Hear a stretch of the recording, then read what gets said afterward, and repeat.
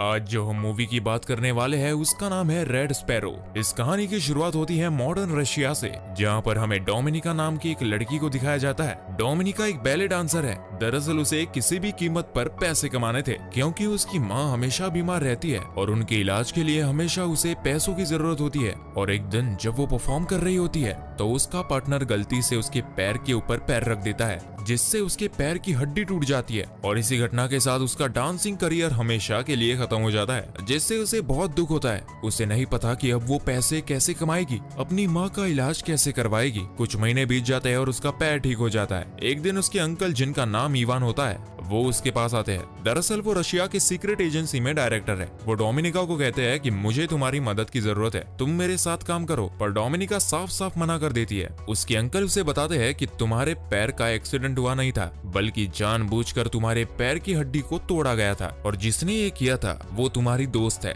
उसने ऐसा इसलिए किया ताकि वो डांसिंग में तुम्हारी जगह ले सके। ये सुनकर डोमिनिका को बहुत दुख होता है और बहुत गुस्सा आता है, और वो अपनी दोस्त के घर जाती है और उसे बुरी तरह से मारती है। इसके बाद एक बार फिर से वो अपने अंकल इवान से मिलती है और उनसे पूछती है कि मुझे क्या करना होगा। उसके अंकल उसे बताते हैं एक बहुत बड़ा गैंगस्टर है, तुम्हें उसे सीड्यूस करके एक होटल के कमरे में लाना होगा, और इसके बाद हमारे एजेंट्स अपना काम कर देंगे। इसके बदले तुम्हारी माँ के जितने भी मेडिकल के खर्चे हैं वो सब के सब हम उठाएंगे। और अब डोमिनिका उसकी बात मान जाती है। वो उस गैंगस्टर से एक बार में मिलती है जहाँ पर उसे सीड्यूस करती है। इसके बाद वो गैंगस्टर उसे होटल के कमरे में ले जाता है, और यहाँ पर इस वक्त कोई भी नहीं पहुंचा होता, इसलिए वो आदमी उसकी जबरदस्ती इज्जत लूट लेता है, जिससे डोमिनिका को बहुत दुख होता है, क्योंकि उसे सिर्फ उस आदमी को सीड्यूस करना था। अब यहाँ एजेंट आता है और उस गैंगस्टर को मार देता है। पर डोमिनिका के साथ जो हुआ वो उस बात से टूट गई है। वो अपने अंकल के पास जाती है और कहती है कि आज के बाद मैं ये काम कभी नहीं करूंगी। उसके अंकल को इस बात से कोई फर्क नहीं पड़ता कि उसकी इज्जत लूट चुकी है। वो कहते हैं कि अब तुम्हें हमारे राज के बारे में पता चल चुका है कि हम किस तरह से काम करते हैं, यानी कि तुम भी अब इस सीक्रेट एजेंसी का एक हिस्सा बन चुकी हो, और अगर तुमने हमारे साथ काम नहीं किया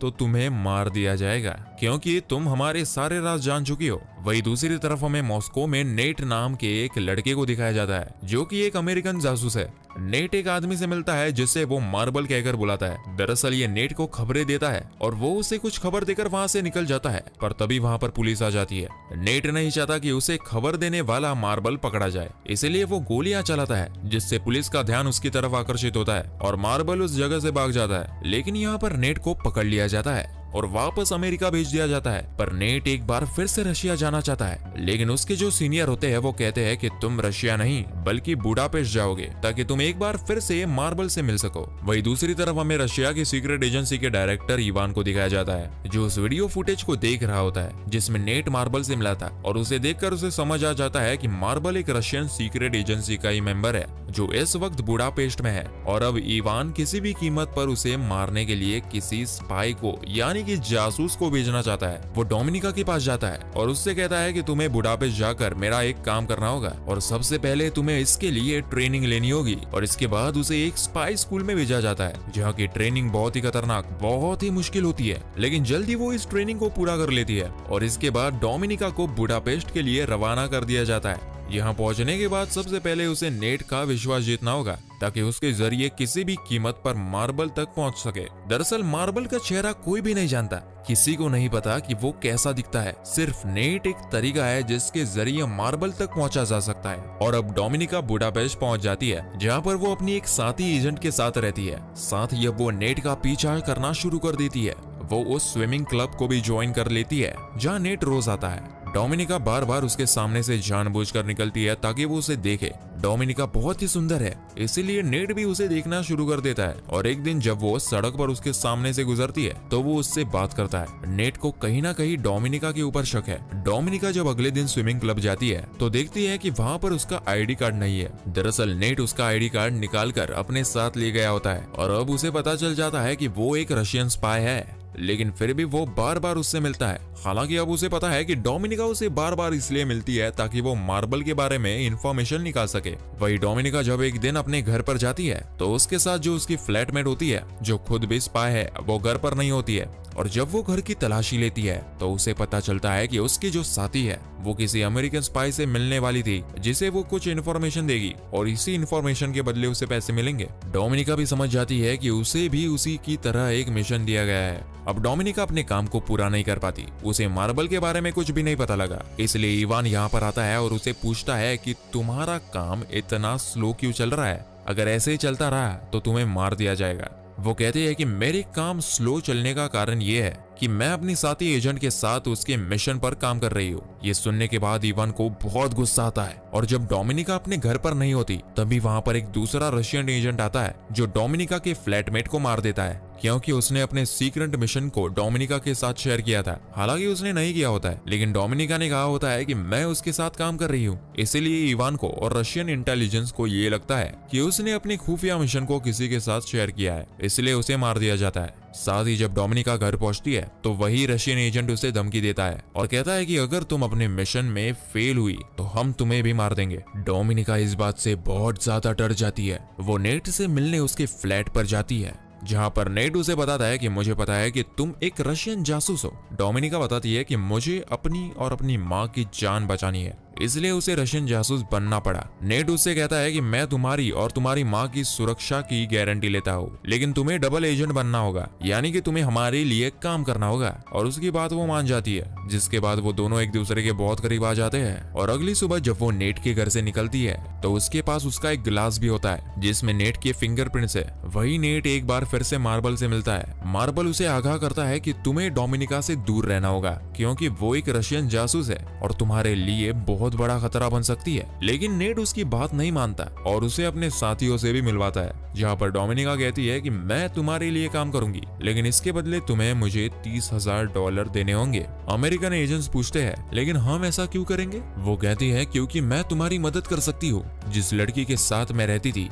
वो एक रशियन एजेंट थी। उसे एक मिशन दिया गया था, जिस मिशन के तहत उसे यूएस सेंटर के चीफ स्टाफ से मिलना था, जो उसे अमेरिका के बारे में बहुत सारी इन्फॉर्मेशन देने वाली थी। पर उसकी अब मृत्यु हो चुकी है और वो मिशन अब मुझे दिया गया है। मैं तुम्हारी इसमें मदद कर सकती हूँ। ये सुनने के बाद वो उसे पैसे देने के लिए राजी हो जाते हैं और अब डोमिनिका यूएस सेंटर के चीफ स्टाफ से मिलती है, जो उसे डेस्क देती है। दरअसल डोमिनिका की और यूएस सेंटर की चीफ स्टाफ के ऊपर यहाँ पर रशियन के साथ साथ अमेरिकन जासूस भी नजर रखे होते हैं। डोमिनिका ने जो डेस्क ली होती है वो किसी तरह से उसे बदल देती है और नेट तक पहुंचा देती है। अमेरिकन सेंटर की चीफ स्टाफ जब बाहर जाती है तो उसे चारों तरफ से घेर लिया जाता है। ये सब के सब अमेरिकन जासूस है। उसे समझ आ जाता है कि उसका खेल खत्म हो चुका है। वो भागने की कोशिश करती है, लेकिन वो चारों तरफ से घिरी हुई है और तभी उसका एक्सीडेंट हो जाता है, जिसमें उसकी मृत्यु हो जाती है। उसकी मृत्यु से रशियन को बहुत बड़ा झटका लगता है, क्योंकि वो उनके लिए काम करती थी, उन्हें इन्फॉर्मेशन दिया करती थी। और अब इवान को डोमिनिका और उसके सीनियर पर शक हो जाता है, क्योंकि उस मीटिंग के बारे में डोमिनिका और उसके सीनियर को ही पता था। इन दोनों को वापस बुलाया जाता है, जहाँ पर इन दोनों को बहुत टॉर्चर किया जाता है। डोमिनिका के सीनियर की मृत्यु हो जाती है, लेकिन डोमिनिका अब भी जिंदा होती है। वो यहाँ पर इवान को बताती है कि मैंने ये सब इसलिए किया ताकि मैं नेट का भरोसा जीत सकूं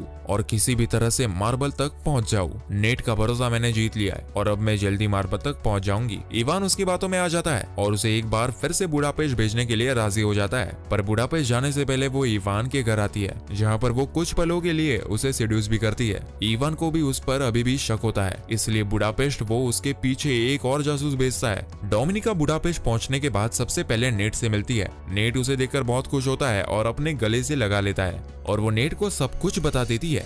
नेट अभी भी उसे मार्बल के बारे में कुछ नहीं बताता, लेकिन वो उसे बहुत पसंद करता है, इसलिए एक बार फिर से वो दोनों एक दूसरे के करीब आ जाते हैं। ये दोनों के दोनों सो जाते हैं, पर जब डोमिनिका की नींद खुलती है तो देखती है कि उसके सामने वही एजेंट है जिसे डोमिनिका के पीछे रशिया से भेजा गया था और उसने नेट को पकड़ा हुआ था। वो किसी भी हालत में मार्बल का असली नाम और उसकी पहचान उसे जानना चाहता था, पर नेट उसे नहीं बताता। इसके बाद डोमिनिका भी नेट को मारने लगती है और उससे मार्बल का असली नाम पूछती है, लेकिन उसे टॉर्चर करते करते अचानक से वो रशियन जासूस के ऊपर हमला करके उसी को मार देती है, जिसके चलते दोनों के दोनों घायल हो जाते हैं और डोमिनिका और नेट दोनों हॉस्पिटल में होते हैं। यहाँ पर रशिया के जनरल, जो कि इवान के सीनियर होते हैं और डोमिनिका उन्हें पहले से जानती है, वो डोमिनिका से मिलने के लिए आते हैं और कहते हैं कि मुझे पता है कि नेट ने तुम्हें मार्बल का असली नाम नहीं बताया और जिस जासूस को हमने तुम्हारे पीछे भेजा था उसे तुमने ही मारा है और बहुत सारी ऐसी बातें हैं जो तुमने हमसे यानी कि रशिया से छुपाई है। डोमिनिका साफ साफ मना कर देती है। जनरल कहते हैं कि तुम्हें मुझसे डरने की जरूरत नहीं है। जिस मार्बल जनरल की तुम्हें तलाश है जिसे नेट बचाने की कोशिश कर रहा है। वो और कोई नहीं बल्कि मैं ही हूँ। मैं रशिया के लिए पहले बहुत ईमानदार था। एक दिन मेरी पत्नी बहुत ज्यादा बीमार थी। एक अमेरिकन डॉक्टर था जो मेरी पत्नी को बचा सकता था, लेकिन मुझे इसके लिए अलाउड नहीं किया गया। उन्हें ऐसा लगता था कि मेरी सच्चाई उस डॉक्टर को यानी कि अमेरिकन को पता चल जाएगी, जिस वजह से मेरी पत्नी की मृत्यु हो गई। ये पूरा का पूरा सिस्टम करप्ट है, इसलिए मैंने रशिया का साथ छोड़ दिया और एक डबल एजेंट बनकर अमेरिका के साथ और रशिया दोनों के साथ काम करना शुरू कर दिया। तुम मेरी सच्चाई रशिया की खुफिया एजेंसी को बता सकती हो, इसमें मैं पकड़ा जाऊंगा और तुम एक नेशनल हीरो बन जाओगी, और इसके बाद तुम मेरी तरह अमेरिका के साथ और रशिया के साथ दोनों के साथ एजेंट बनकर काम कर सकती हो और रशिया की करप्ट एजेंसी को खत्म करवा सकती हो। दरअसल जनरल ने उसे सब कुछ इसलिए बताया होता है क्योंकि उन्हें पूरा विश्वास होता है कि जल्दी वो पकड़े जाएंगे और वो नहीं चाहती कि उनकी जिंदगी वेस्ट जाए। वो चाहते हैं कि डोमिनिका उन्हें पकड़वाए, जिसके बाद डोमिनिका उनकी जगह ले ले। और अब डोमिनिका रशियन एजेंसी के पास जाती है। यहाँ पर वो उन्हें मार्बल की सच्चाई, उसका नाम और सब कुछ बता देती है। कुछ ही देर बाद हमें दिखाया जाता है कि रशियन एजेंट जनरल को नहीं बल्कि इवान को पकड़ लेते हैं, क्योंकि उसने इवान का नाम बताया होता है कि इवान ही मार्बल है, और साथ ही उसने बहुत सारे सबूत भी दिए होते हैं। इसमें पहला सबूत होता है कि उसने इवान के नाम पर अकाउंट खुलवाया होता है, जिसमें उसने अमेरिकन से $30,000 लिए थे। साथ ही जब वो इवान के घर पर गई थी तो वो ग्लास जो नेट के घर से लाई थी, जिसमें नेट के फिंगरप्रिंट्स थे, वो उसने अंकल इवान के घर पर छोड़ दिया था, जिसमें ये साबित होता है कि इवान और नेट आपस में मिले हुए हैं। दरअसल वो शुरू से ही इवान को इस जाल में फंसा रही थी, जो पूरी तरह से उसके जाल में फंस चुका है। वो चाहकर भी अपनी बेगुनाही साबित नहीं कर सकता। रशियन एजेंसी इवान को जान से मार देती है और इस तरह से इवान का खात्मा हो जाता है। डोमिनिका ने मार्बल का पर्दाफाश किया होता है, इसीलिए उसे प्रमोशन मिल जाता है और अब वो रशिया में अपनी माँ के साथ बहुत खुश है। इसी के साथ ये फिल्म की कहानी यहाँ पर खत्म हो जाती है। आशा करते हैं कि ये कहानी आपको पसंद आई होगी। अगर पसंद आई हो तो वीडियो को लाइक और शेयर और चैनल को सब्सक्राइब जरूर करें।